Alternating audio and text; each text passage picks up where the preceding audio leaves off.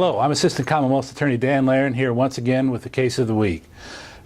Prison escape is a theme that happens in a lot of movies. There are classic movies like The Great Escape or Escape from Alcatraz. Some more recent movies like The Shawshank Redemption show some pretty neat things that happen and how difficult it can be to escape from prison.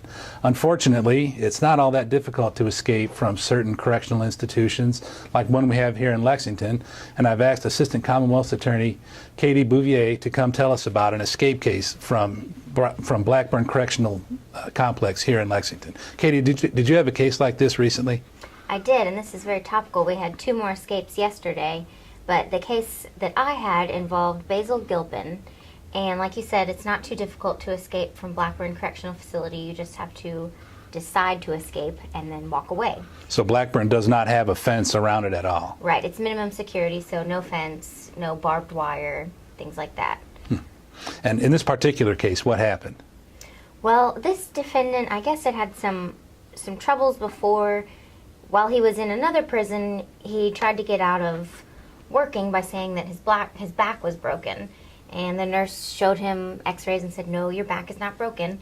And at this time when he escaped, he said it was because he thought he was dying of liver cancer, but labs came back and showed that wasn't the case. And when he was apprehended at White Castle, some beers fell out of his pocket. So I don't think that's quite the remedy for fatal liver cancer. I have to agree with you. So how did Mr. Gilpin's case resolve in the Fayette Circuit Court? Well, he was dead set on going to trial for a while, and my opening and closing would have been he was there and then he wasn't. That's escape. But finally he did decide, after he realized we weren't going to offer him anything better than he deserved, he decided to plead guilty. And was he a persistent felony offender in addition to his escape charge? Yes, I think he has quite a record.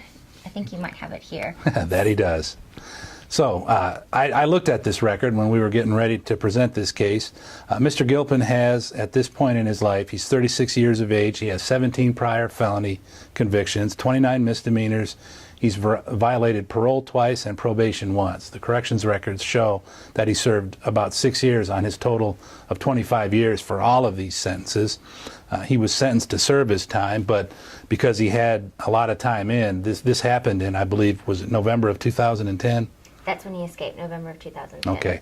He gets credit for the time that he serves, and in spite of his record and his extensive criminal history and the facts of this case, he was paroled by our parole board in December of 2012, and he is currently in custody at the Fayette County Detention Center awaiting charges on some pending felony theft cases that he had in the system already. So he will find it much more difficult to walk away from the Fayette County Detention Center, but the odds are pretty good that he will be released again since he's on parole, and we will see him once again. I'm Assistant Commonwealth Attorney Dan Laren. This has been the Case of the Week.